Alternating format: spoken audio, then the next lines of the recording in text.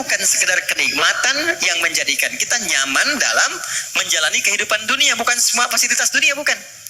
Tapi itu juga bisa menjadi perangkat yang mengentaskan solusi dari masalah yang dialami. Apa bentuknya nanti? Ada skema infak, ada skema zakat. Teman-teman hati-hati dengan zakat ya, karena sangat sensitif. Anda sengaja tidak berzakat, maka jadi racun hartanya, bisa merusak kepada yang lainnya. Itu. Apalagi terwariskan nanti, jadi makanan dimakan oleh anak atau siapapun, ya harus hati-hati. Infak itu nilainya tinggi. Infak itu bukan sekedar menghadirkan pahala yang sangat luar biasa, 700 kali lipat paling sedikit. Jangan dibatasi di situ. Al-Baqarah ayat 261. Ya, masalul ladzina yunfiquna amwalahum fi sabilillahi kamathali habbatin ambatat sab'a sanabil. 1 jadi 7.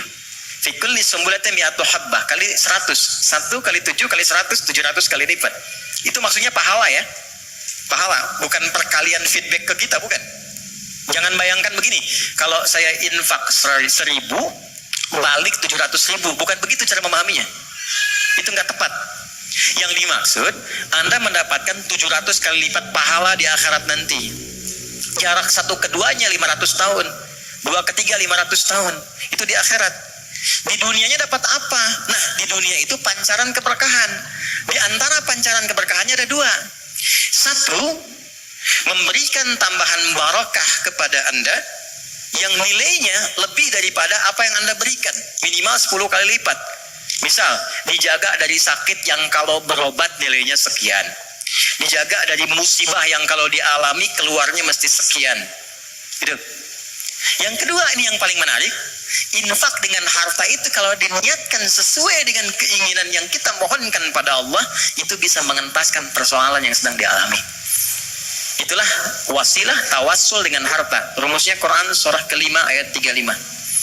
Saya pakai Quran, jadi nggak bisa dibantah.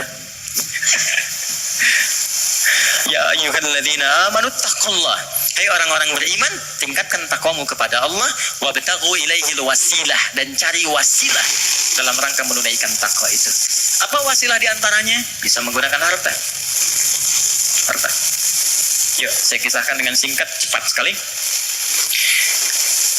Kalau mau infak, coba yang pertama, ini nasihat saya dari Quran.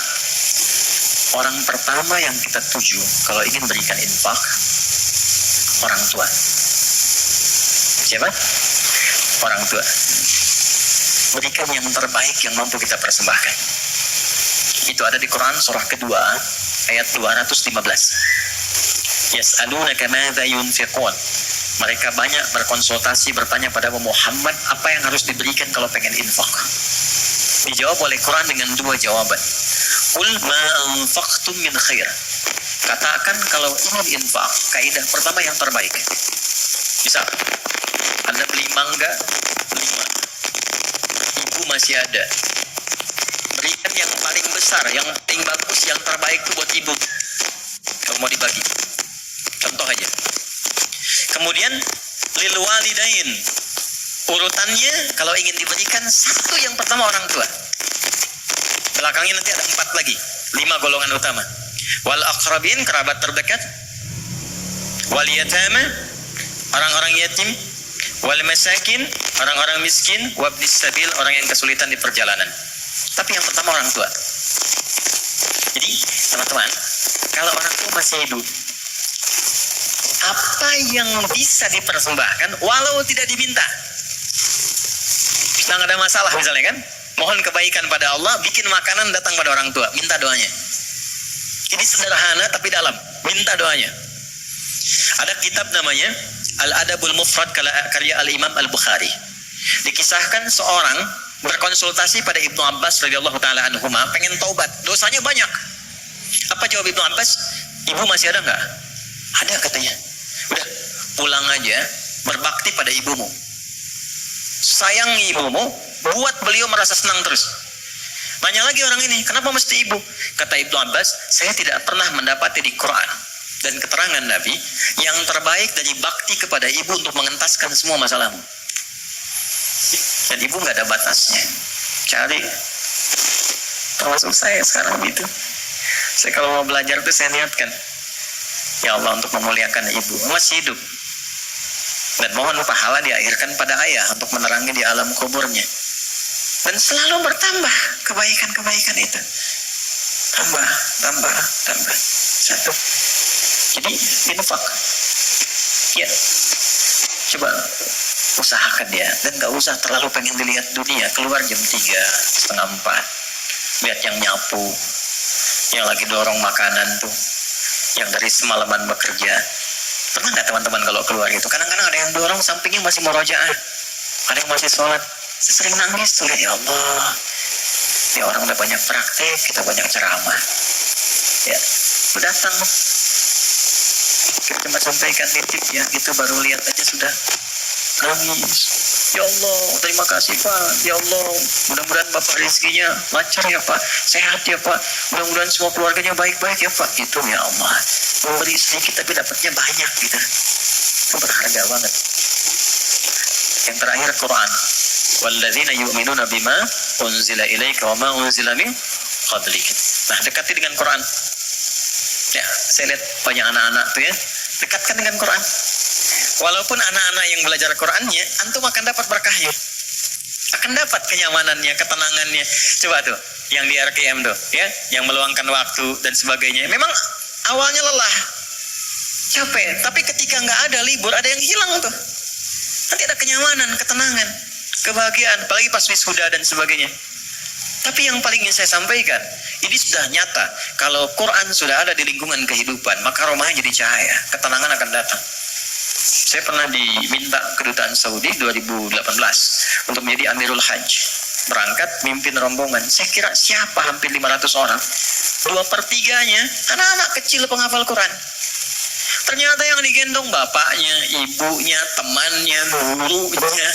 Ini yang hafal Quran anaknya, bapak ibu yang nabung bertahun-tahun, puluhan tahun, nggak keluar itu, dan kuota nggak dapat, itu berkahnya lewat anaknya. Ada di Jakarta itu, di Kemang, sebut nama lah, ada Fitra namanya. Orang mengatakan terbatas, bicara lambat, pergerakan, nggak bisa jalan, ya normal begitu. Tapi dia menghafal Quran, setoran. Berapa ayat? Yang paling menarik, Allah titipkan dapat hadiah umrah, berangkat dengan ibunya. Dia udah nabung lah segala rupa, gak punya biaya. Demi Allah, sampai di Madinah, sampai di Mekah, dari sejak Madinah sampai tawaf di Ka'bah itu di Mekah, ibunya gendong anaknya. Padahal sudah kami kirimkan santri dan juga mutawif untuk gendong itu, ibunya nolak. Enggak, ibu kan yang mengandungnya, udah bawa dia, kenapa sekarang masih digendong juga? Justru saya bersyukur kepada Allah dengan adanya fitrah ini, dialah yang telah membawa saya ke sini, maka biarkan saya menggendongnya sebagai syukur saya kepada Allah ya. Jadi jangan melihat anak Anda punya kekurangan, gak ada, anak itu semua istimewa. Jangan lihat fisiknya, jangan lihat perilakunya, ada keistimewaan yang Allah titipkan di dalamnya. Boleh jadi keberkahan itu di anak Anda, solusi itu di anak Anda. Bukankah Anda kadang punya masalah, lihat anak jadi tenang lagi? Pulang dari kantor lihat anak merajaah, anak menunggu, anak memanggil, Anda ceria lagi. Dekatkan mereka dengan Quran. Gak ada yang paling indah kecuali Anda pulang dari pekerjaan, dibuka anak Anda yang 4-5 tahun tiba-tiba mengatakan amma yatasa'adun anin naba'il azim. Anda lihat dari belakang, demi Allah, kecuali Anda mengejarnya, nunggu di belakang, Anda peluk dia, dan keluar air mata itu. Gak ada yang paling indah, dan itu mahal. Apalagi ketika anak Anda telepon, papa, dia gak bisa berkata-kata. Kenapa Anda? Aku telah selesai hafalan 30 juz. Udah, kontrak sebesar apapun gak akan bisa membeli itu. Jatuh Anda sujud, kharru sujadah, sujud. Takwa itu simpel, takwa itu sederhana. Jangan larut dengan masalah dunia ya, sehingga menjadikan Anda meratap dan Anda tidak move on dengan kehidupan berikutnya. Ini sebentar, bukan cuma Anda yang punya masalah, orang lain punya masalah juga. Apakah kebahagiaan yang banyak di masa lalu menjadikan Anda lupa dan habis dengan kesulitan yang hanya sekejap di masa kini? Ada masalah baru 5 menit, Anda hidup udah 50 tahun, Anda lupa dengan kebahagiaan 50 tahun, sehingga habis dengan masalah yang 5 menit. Ingat, kita akan pulang. Kata Allah, bil akhirati hum yuqinun. Ya, yakin dengan akhirat. Kalau nggak dapat di sini, di akhirat pasti diberikan.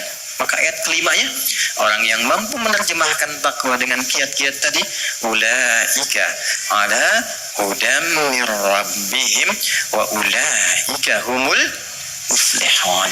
Maka ia akan selalu lekat dengan petunjuk dan lindungan Allah, dan kebahagiaan melekat dalam titian kehidupannya. Maka kita teruskan, kembalikan, dan kita akhiri dengan Quran surah ke-65 di akhir ayat kedua, di awal ayat ketiga yang sudah dibalik tadi di belakang. Yang kita katakan, wa may yattaqillaha yaj'al lahu makhraja. Semakin takwa ditingkatkan, salat naik, infak bertambah, kepada orang tua baik, Quran ditambah, sehari 1 ayat jadi 10 ayat, 1 halaman 1 juz, yakin dengan akhirat, yaj'al lahu makhraja. Terakhir, wa yarzuqhu min haitsu la yahtasib. Bahkan nanti pada titik tertinggi, rezeki pun Allah antarkan tanpa sulit dia mencarinya. Sekejap datang. Saya tutup, wa may yattaqillaha yaj'al lahu min amrihi yusra. Kalau sudah semakin tinggi takwanya, maka diringankan semua ujian hidupnya. Bukan gak punya masalah. Ingat, bukan gak punya masalah, tapi setiap akan dialami, diringankan dulu sehingga dia merasa seakan tak ada masalah. Padahal dia menghadapi hal yang sama. Ada 2 orang berhadapan dengan persoalan yang sama. Yang satu nggak ada masalah, yang satu merasa sulit. Kenapa? Karena yang satu sudah mendapatkan keringanan dari Allah Subhanahu wa Ta'ala.